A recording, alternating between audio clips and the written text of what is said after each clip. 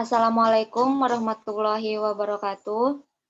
Alhamdulillah, marilah kita panjatkan puji syukur kepada Allah Subhanahu wa Ta'ala yang telah melimpahkan nikmat dan karunia-Nya kepada kita semua.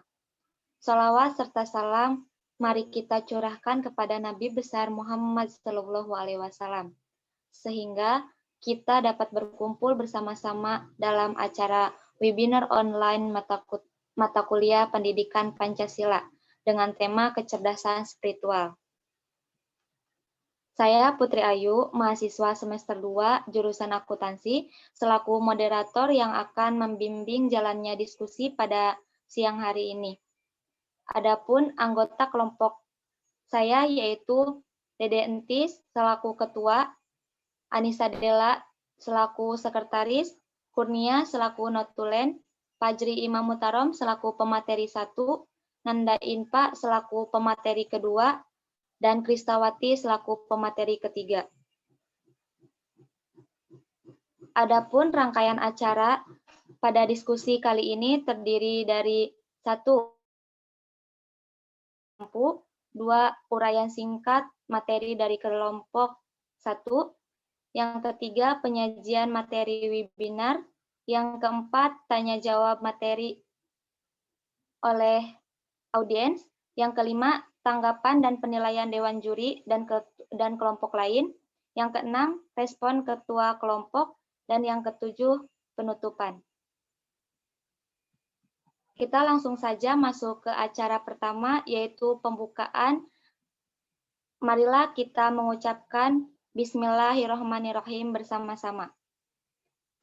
Pada sesi acara selanjutnya, yaitu uraian singkat materi, yakni dari Ketua Kelompok 1 kepada Saudara Dede Entis, saya persilahkan. Assalamualaikum warahmatullahi wabarakatuh. Selamat pagi dan salam sejahtera untuk kita semua. Marilah kita panjatkan puji syukur kepada Allah Subhanahu wa Ta'ala atas nikmat dan hidayahnya yang diberikan kepada kita. Sehingga pada hari ini kita masih diberikan kesehatan untuk dapat mengikuti webinar ini. Selamat datang kami ucapkan kepada seluruh peserta webinar yang hadir di sini. Webinar kita hari ini mengambil tema kecerdasan spiritual yang mencakup materi hakikat kecerdasan spiritual, hakikat nilai-nilai kecerdasan spiritual, dan aspek-aspek kehidupan berdasarkan agama. Kecerdasan spiritual ini sangat penting dan menarik untuk didiskusikan. Webinar ini bertujuan untuk memberikan bekal kepada mahasiswa ataupun mahasiswi sekalian. Oleh karenanya, hari ini kita mendengarkan bersama presentasi mengenai kecerdasan Pancasila yang akan disampaikan oleh pembicara. Selanjutnya akan disambung dengan sesi tanya-jawab.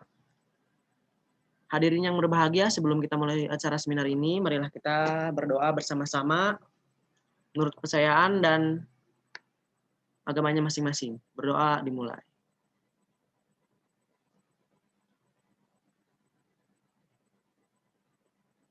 Doa dicukupkan. Akhir kata, jika ada kekurangan dalam penyelenggaraan webinar ini, kami mohon maaf. Selamat mengikuti webinar ini. Semoga bermanfaat untuk kemajuan kita semua. Assalamualaikum warahmatullahi wabarakatuh. Waalaikumsalam warahmatullahi wabarakatuh. Terima kasih kepada Dede Entis yang telah menyampaikan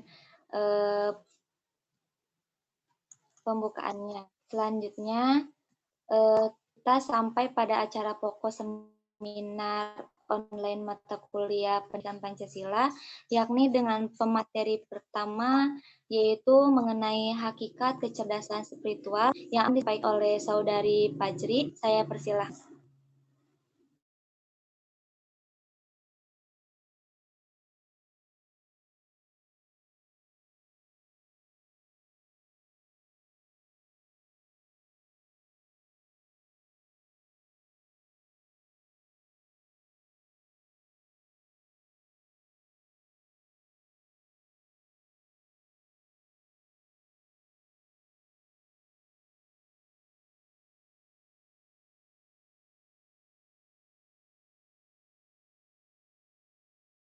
Next day.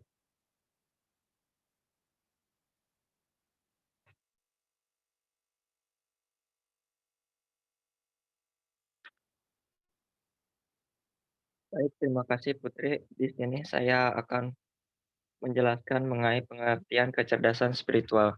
Menurut para ahli, ada banyak kecerdasan yang diberikan oleh Tuhan kepada manusia. Salah satunya yaitu kecerdasan spiritual atau SQ. Kecerdasan ini merupakan kecerdasan yang mengangkat fungsi jiwa sebagai perangkat internal diri yang memiliki kemampuan dan kepekaan dalam melihat makna yang ada di balik sebuah kenyataan atau kejadian tertentu. Next.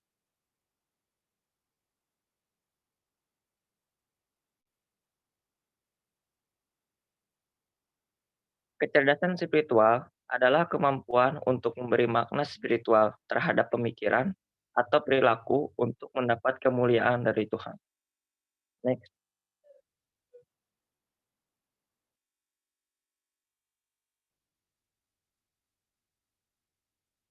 Selanjutnya ada tanda-tanda orang yang mempunyai kecerdasan spiritual, yaitu yang pertama, kemampuan bersikap fleksibel. Orang yang mempunyai kecerdasan spiritual yang tinggi ditandai dengan sikap hidupnya yang fleksibel atau bisa luas dalam menghadapi persoalan. Yang kedua adalah tingkat kesadaran tinggi. Orang yang mempunyai tingkat kesadaran yang tinggi berarti ia mengenal dengan baik siapa dirinya. Orang yang demikian lebih mudah mengendalikan diri dalam berbagai situasi dan keadaan. Dan yang ketiga, ada kemampuan menghadapi penderitaan. Pada umumnya, manusia ketika dihadapkan dengan penderitaan akan mengeluh, kesal, marah, atau bahkan putus asa. Akan tetapi, orang yang mempunyai kecerdasan spiritual yang baik akan mempunyai kemampuan dalam menghadapi penderitaan dengan baik. Selanjutnya, yang keempat ada kemampuan menghadapi rasa takut. Dalam menghadapi rasa takut, tidak sedikit dari manusia yang dijangkit oleh rasa khawatir yang berlebihan, bahkan berkepanjangan. Padahal, hal yang ditakuti itu belum tentu terjadi. Takut menghadapi kemiskinan misalnya, bila berlebihan rasa takut itu bisa membuat seseorang lupa terhadap hukum dan nilai. Selanjutnya ada kualitas hidup yang diilhami oleh visi dan nilai. Tanda orang yang mempunyai kecerdasan spiritual adalah hidupnya berkualitas karena diilhami oleh visi dan nilai. Visi dan nilai inilah yang termasuk bernilai mahal dalam kehidupan seseorang. Selanjutnya ada enggan menyebabkan kerugian yang tidak perlu. Orang yang mempunyai kecerdasan spiritual yang baik akan enggan bila keputusan atau langkah-langkah yang diambilnya bisa menyebabkan kerugian yang tidak perlu. Hal ini bisa terjadi karena ia bisa berpikir lebih selektif dalam mempertimbangkan berbagai hal. Selanjutnya adalah kecenderungan melihat keterikatan dan langkah yang diambil oleh seseorang dapat mendekati keberhasilan. Diperlukan kemampuan dalam melihat keterkaitan dalam berbagai hal.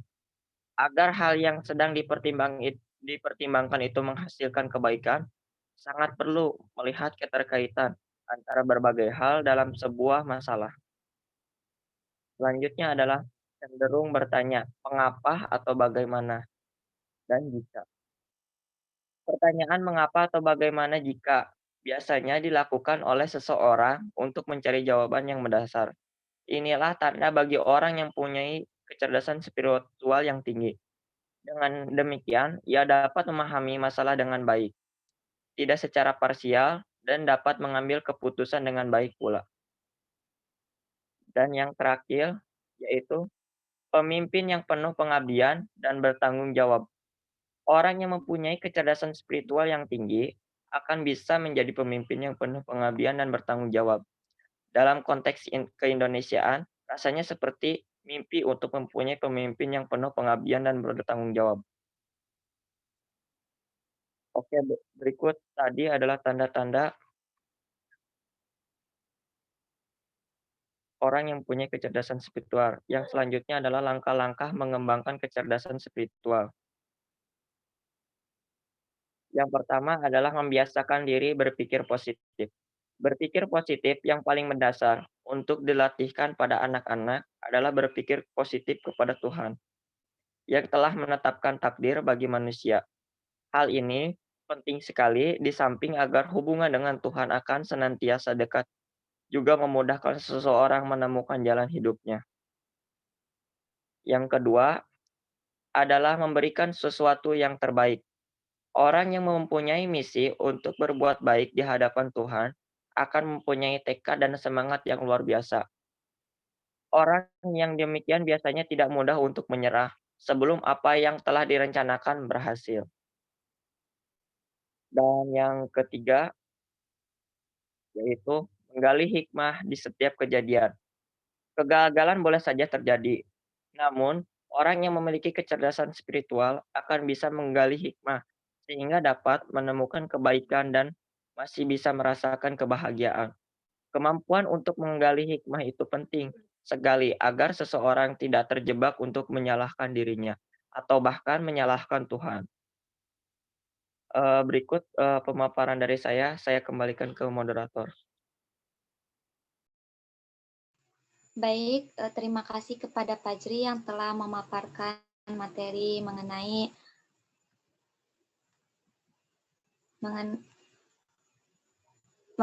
hakikat kecerdasan spiritual. Penjelasan materi kedua yaitu mengenai fungsi kecerdasan yang akan disampaikan oleh Saudari Nanda. Saya persilakan.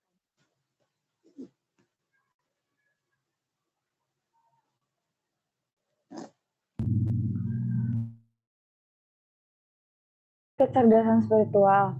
Kecerdasan spiritual adalah kecerdasan yang bersumber dari jiwa atau hati nurani yang beroperasi dalam pusat otak manusia. Oleh karena itu, fungsi kecerdasan spiritual menurut Dana Zohar dan Ian Marshall antara lain: 1.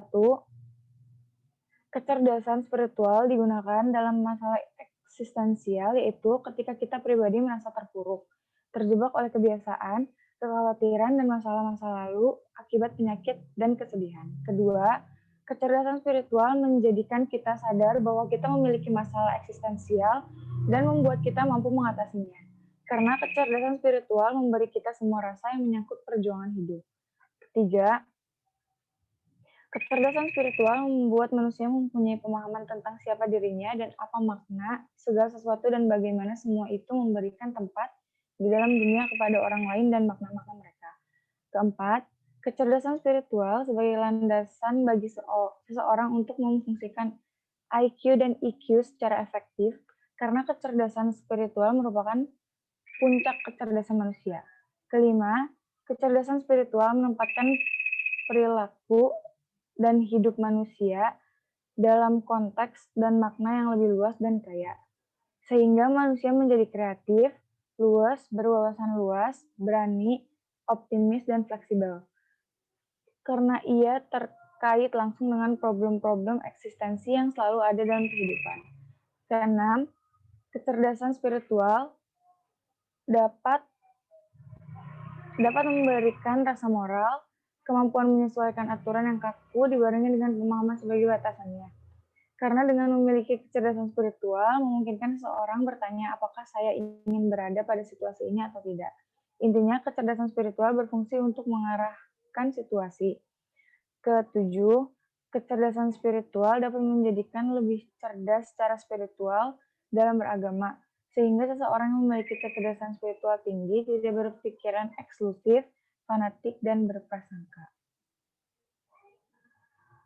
Faktor-faktor yang menghambat kecerdasan spiritual. Ada 3 faktor yang dapat membuat seseorang terhambat secara spiritual.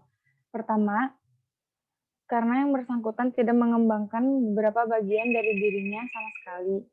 Kedua, telah mengembangkan beberapa bagian namun tidak proporsional atau dengan cara yang salah atau destruktif. Ketiga, adanya pertentangan atau buruknya hubungan antara bagian dengan bagian. Dari 3 faktor di atas, peneliti menyimpulkan bahwa faktor yang menghambat kecerdasan spiritual untuk berkembang pada dasarnya tumbuh dari diri sendiri. Jika seseorang ingin menumbuhkan kecerdasan spiritualnya, maka dia harus berusaha dan melakukan dengan cara-cara yang sistematis serta dilakukan dengan terus-menerus. Dengan demikian, maka tidak menutup kemungkinan kecerdasan spiritual akan tumbuh dan berkembang dengan baik. Next.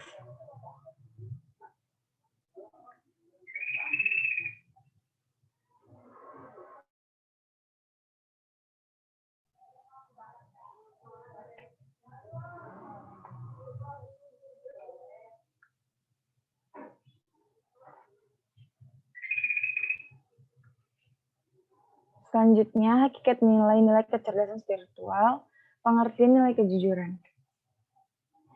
Salah satu dimensi kecerdasan ruhania atau spiritual terletak pada nilai kejujuran yang merupakan mahkota kepribadian orang-orang mulia yang telah dijanjikan Allah akan memperoleh limpahan nikmat darinya. Kedudukan disejajarkan dengan para nabi atau siddiqon nabiyya dan dijadikan rujukan untuk menjadi teman dalam meningkatkan kualitas hidup. Dalam terminologi agama Islam, jujur sama dengan bersikap benar atau siddiq, sebagaimana sifat Nabi, yakni lurus hati, tidak berbohong, tidak curang. Sedangkan kejujuran adalah sifat atau keadaan jujur, ketulusan hati, dan kelurusan hati. Menurut Sedawa dalam Hidar Nasir, jujur merupakan salah satu sifat baik. Orang yang ingin maju mutlak harus memiliki sifat jujur. Berdasarkan pengertian dan menurut tokoh di atas, penulis menyimpulkan bahwa kejujuran merupakan sikap, keadaan, ataupun perbuatan yang dilakukan oleh seseorang berdasarkan kenyataan yang bersifat apa adanya tanpa ditambah maupun dikurangi sedikit pun. Sehingga dengan jujur dapat menjadikan dirinya sebagai orang yang dapat dipercaya, baik perkataan maupun perbuatan. Ya, selanjutnya kembali lagi ke moderator. Terima kasih kepada Nanda Infa yang telah memaparkan materi mengenai fungsi kecerdasan. Selanjutnya, materi terakhir yaitu mengenai pengertian nilai tawadu yang akan disampaikan oleh Saudari Kristawati. Saya persilahkan.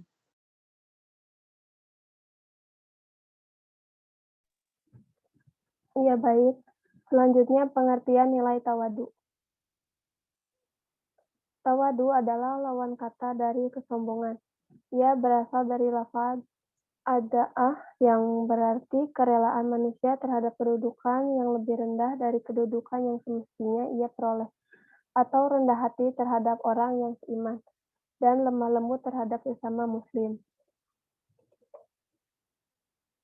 Menurut Junaidi bin Muhammad dalam Qodin Abu Fakih berkata, tawadu adalah sikap rendah hati dan lemah lembut terhadap sesama manusia. Dari pengertian di atas, penelitian menyimpulkan bahwa tawadu merupakan sikap rendah hati, yakni selalu menghindar dari sikap sombong kepada orang lain dan sesama. Next.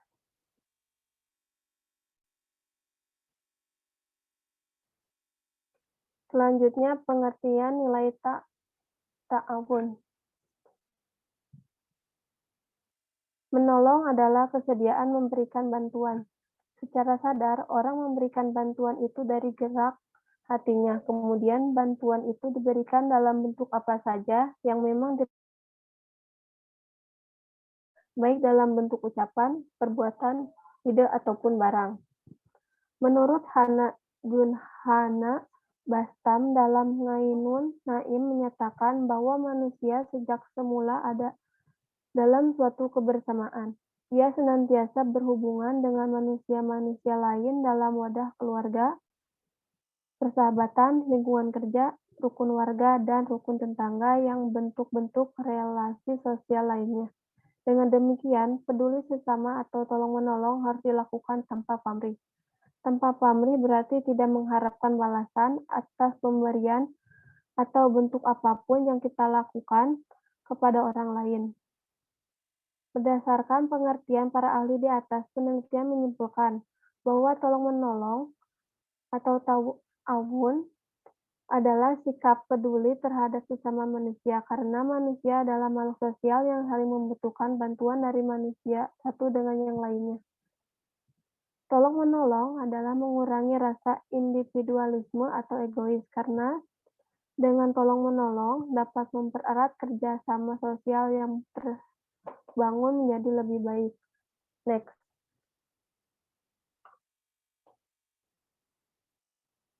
Selanjutnya, aspek-aspek kehidupan berdasarkan agama. Next. Aspek-aspek kehidupan berdasarkan agama meliputi 1. Masalah ekonomi. Inti dari masalah ekonomi yang kita pahami selama ini adalah kebutuhan manusia yang tidak terbatas, sedangkan alat pemuas kebutuhan terbatas. Para ahli ekonomi komersial menyebutkan sebagai masalah kelangkaan. Dalam Islam, permasalahan ekonomi adalah distribusi yang tidak merata. Permasalahan dalam ekonomi Islam adalah distribusi yang tidak merata, sedangkan komersial adalah kelangkaan. Solusi yang ditawarkan Islam antara lain, masyarakat mempunyai hak khiyar. Hak khiyar adalah salah satu bagi kedua pihak yang melakukan transaksi atau akad.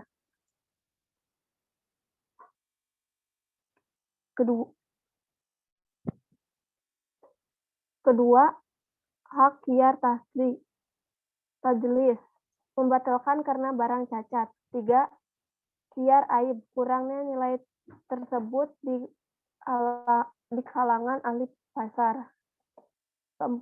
Khiyar syarat, hak pilih, dan yang menjadikan syarat keduanya masyarakat menyelesaikan dengan media al-sulhu atau perdamaian.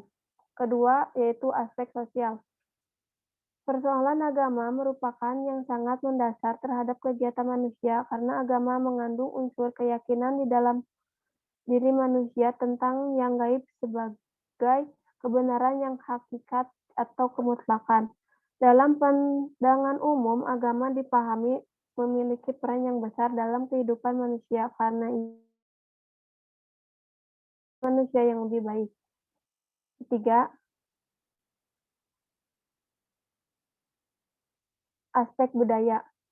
Agama merupakan yang dapat dipelajari, dipahami, dan dihayati, bahkan diamalkan.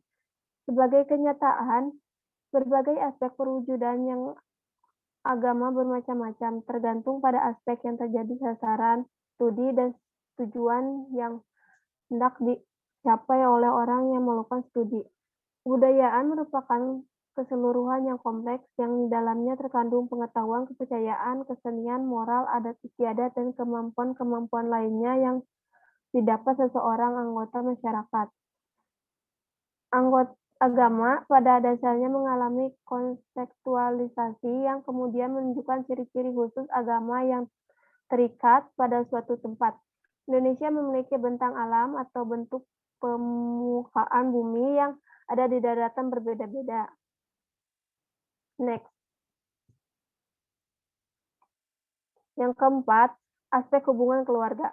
Kehidupan manusia tidak dapat lepas dari apa yang disebut keluarga. Keluarga merupakan sentral dari kehidupan manusia. Dari keluarga itulah manusia membina dan membangun generasi. Dari keluarga inilah masing-masing memiliki rasa tanggung jawab untuk melakukan tugasnya sebagai anggota keluarga. Dari keluarga itulah rasa agama dan keagamaan dapat dibina dan dibangun. Keluarga dalam pandangan Islam mempunyai arti yang tidak kecil. Bahkan Islam menaruh perhatian besar terhadap kehidupan keluarga dengan meletakkan kaidah-kaidah yang arif guna memelihara kehidupan keluarga dan ketidakharmonisan dan kehancuran. Keluarga adalah batu bata pertama untuk membangun istana masyarakat muslim dan merupakan madrasah iman yang diharapkan dapat mencetak generasi-generasi muslim yang mampu meninggikan kalimat Allah. Selanjutnya saya kembalikan lagi kepada moderator. Baiklah, terima kasih kepada Kristawati yang telah memaparkan materi mengenai pengertian nilai tawadu dan aspek-aspek nilai kehidupan berdasarkan agama gitu. Baiklah teman-teman, sekalian kita sudah menyimak pemaparan materi dari pemateri kita yang sangat luar biasa ini. Dan sekarang saatnya kita masuk ke sesi tanya-jawab dengan ketentuan yaitu pertanyaan dibatasi dengan maksimal hanya 3 orang penanya saja. Baiklah kepada audiens yang ingin bertanya, silakan memaparkan pertanyaannya lewat grup WhatsApp dengan menyebutkan nama dan NIM. Untuk diskusi yaitu sesi tanya jawab, kita lanjutkan saja di grup WhatsApp.